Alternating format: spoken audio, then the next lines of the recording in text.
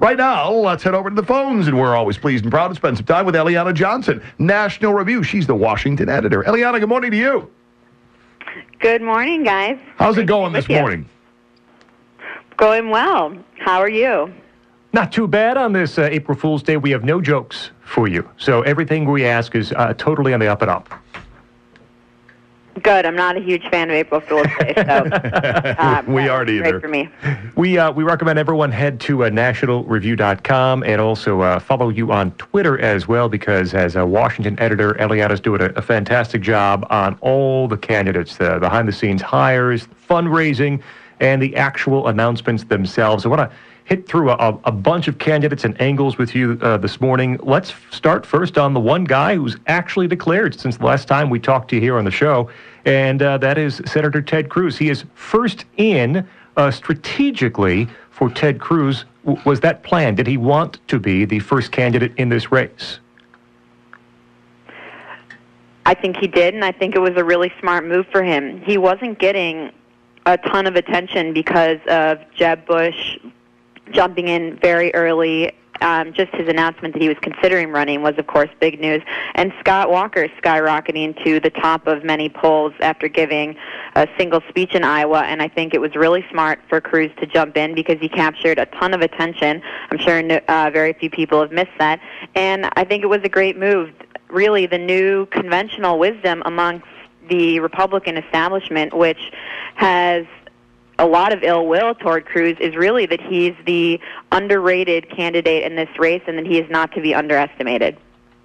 He is one of those guys that the label that is often thrown toward the Republican candidate. Oh, well, not very smart. We wish we could get somebody more qualified, somebody brighter in there. You're going to be hard pressed to find somebody overall brighter than Ted Cruz. Right, and what you'll hear establishment types say is that Cruz is very smart, but he's impractical, he doesn't have any friends. And what I heard people saying last week is that his rollout was incredibly impressive. His use of Liberty University, where he had a built-in crowd, was very smooth, and that he really could be a threat going into the primary. And we'll have Marco Rubio and Rand Paul jumping in the next couple of weeks, and we'll see how things shake out. But I think he's starting to make some in the establishment nervous. He did a great job last week. Eliana Johnson with us from National Review, nationalreview.com. It's Ronnie and Scott on WROK. You mentioned the next two candidates. We think the next two. Someone could surprise us, I suppose. Rand Paul, I think April 7th is the date. Marco Rubio, April 13th, I believe, the speculated date for those two guys to enter the race.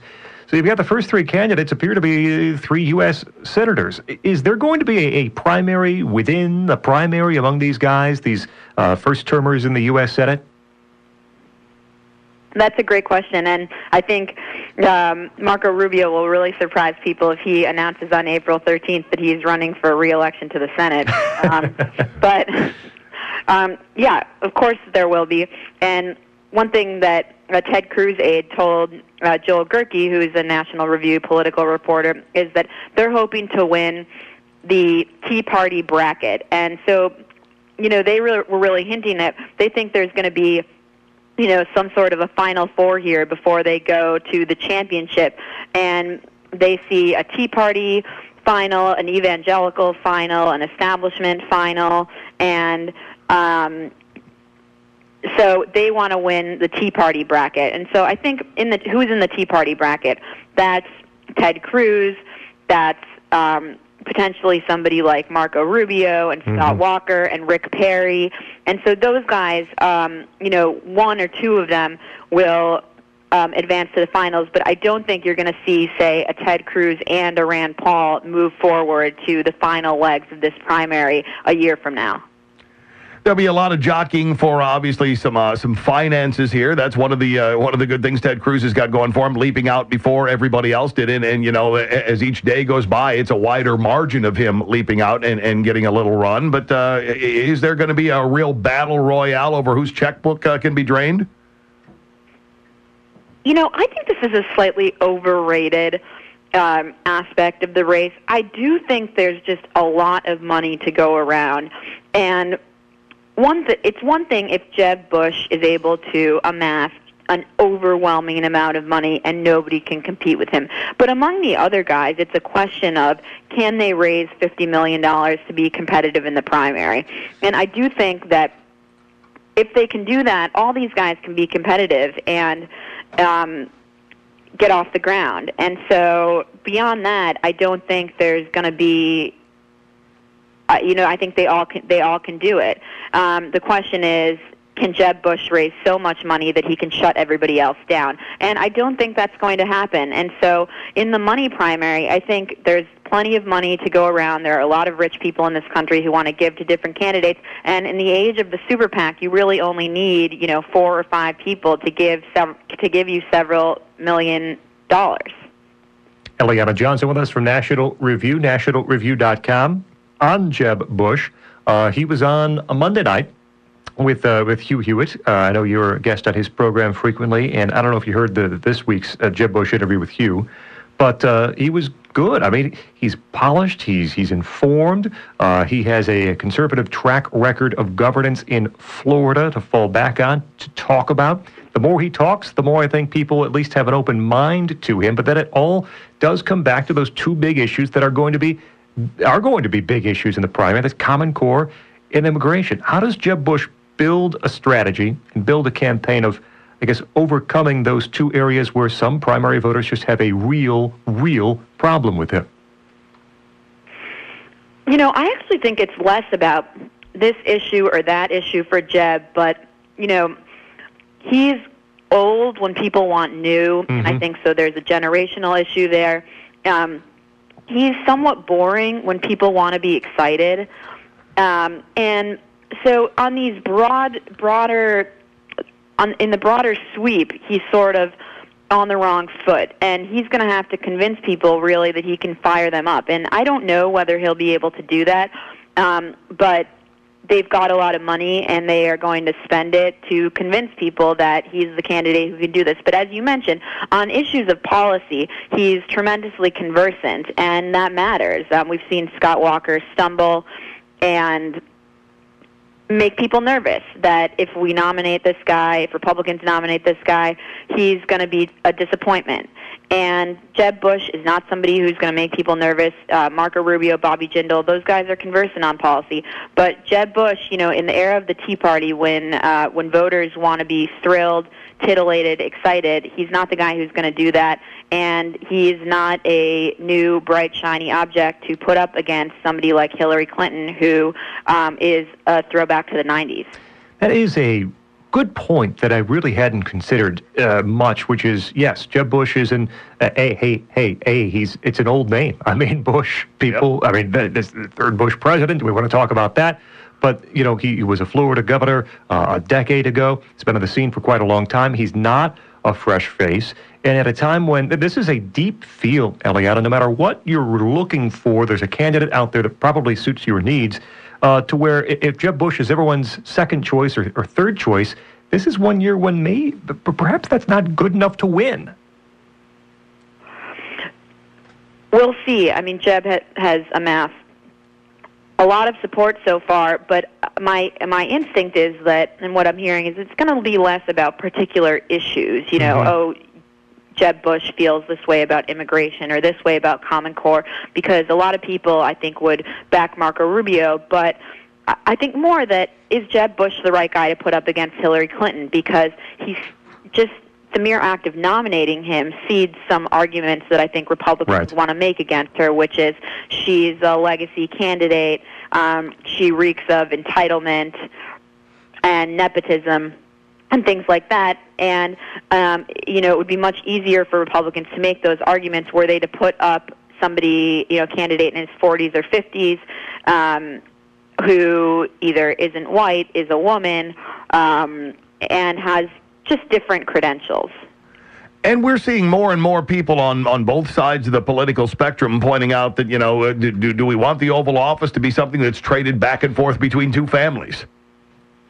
Right. I mean, I think, interestingly, you saw Martin O'Malley say, do we want the Oval Office to be, a crown that's passed back and forth? And I think this is not just a Republican issue, I should add. A majority of Democrats really want to see a competitive primary against Hillary Clinton. And I think there's a lot of hunger in the country at large to see competitive primaries and, not to have a Bush-Clinton race. This is not something that's isolated on the Republican side, and I think it's to the credit of the Republican Party that there are so many people competing for the nomination that it's not. This is not going to be a Bush coronation, and I think there's some frustration on the Democratic side that there isn't anybody out there yet who's ready to challenge Hillary Clinton. I think that's why you see some hunger for an Elizabeth Warren candidacy, for example, though she doesn't seem like she's going to jump into the race. Eliana Johnson with us from National Review, nationalreview.com. Riley and Scott here on WROK. I ask about two candidates who are not in yet. Both look likely to jump in, one more than the other, and one more likely is Bobby Jindal, who's kind of been running for a while now, just unofficially. He was in New York recently, dining with some top donors. He's been a little bit under the radar. He's been on TV, he's been doing interviews, but he has not been mentioned among the top tier of candidates. Where is Bobby Jindal's window here? How does he make an appearance into this race? Right. I think the thing to say about Jindal is that he's been desperate to get onto the radar. He's been making comments. For example, he said he supported Rudy Giuliani's remark about the president not loving America unprompted. He made that remark. He's been trying to stir up controversy everywhere he goes to get attention because he really hasn't been on the radar, and I'm not sure if attention will turn to Jindal. He's somebody who people could start looking at if some of these top-tier guys faltered. But what makes Jindal relatively unique in this race, I would say Marco Rubio is really the only other person who could compete with him, is that he's totally conversant on policy, and he's put forward unique policy proposals, a full spectrum of policy ideas, very specific proposals from healthcare to education to foreign policy. And that's a risk because putting forward specific ideas makes you vulnerable to criticism from your opponents. We haven't seen Jeb Bush do this. We haven't seen Scott Walker do this. We haven't seen Ted Cruz do this. Marco Rubio has also done it, but they are the only two in this field who have put forward a full spectrum of positive policy proposals, and I think they deserve credit for doing that. And, excuse me, Eliana, the other candidate, or potential candidate, maybe he's more 50-50. I don't know where you think he stands. It's Ohio Governor John Kasich. I think he's one of the more interesting potential candidates here. He's a balanced budget guy from back in the House. He's Ohio governor, won by 30 points this past time in a swing state. He's an excellent messenger for his success with the economy in Ohio, talks about it very well. On the flip side, he can be defensive, he can be prickly, he can turn off people who are even predisposed to like him, as he did recently in your piece at National Review at a meeting in New York City with Larry Kudlow and Art Laffer and Stephen Moore and others. What's your read on whether or not John Kasich gets in the race, and is he too abrasive for his own good? You really put it perfectly there. I would say the thing about Kasich is that he really doesn't tweak his message to the crowd that he's addressing. So, the thing I wrote about was Governor Kasich addressing a group of supply-siders at a New York dinner and talking about why he expanded Medicaid, and he sort of put forward this false choice of either you expand Medicaid because you have a lot of poor people in your state, or you throw the people in jail, and what else are you supposed to do with these people? And, people in this dinner, that's the point at which they start rolling their eyes because, of course, it's a ridiculous choice that that's not the choice available to people. And I think what they wanted to hear was, look, it's really tough to turn down the Medicaid expansion if you're a governor, really tough to turn down federal money, and everybody in the room I think would have been open to hearing something like that. But he's not somebody who really tailors his message to the crowd he's addressing because he believes so strongly in what he's done and even tends to invoke God and the Bible and doing those things, which can be a turnoff to certain crowds, especially certain crowds of conservatives who, as you said, are predisposed to like him. Do you think he gets in, Eliana? I don't think so. I think there were a couple of Midwestern governors, Scott Walker, of course, being one, but the other two who were talked about were Kasich and Mike Pence in Indiana. Mm-hmm. And I think maybe there's a 50-50 chance that Kasich jumps in. I don't think Pence will get in, but those were the other two guys who were talked about. And I think remains a question mark on Kasich. My guess would be no. I absolutely could be wrong, and I don't think Pence gets in. Eliana Johnson, National Review, as always. Thanks for the time and the expertise this morning. Thanks, guys.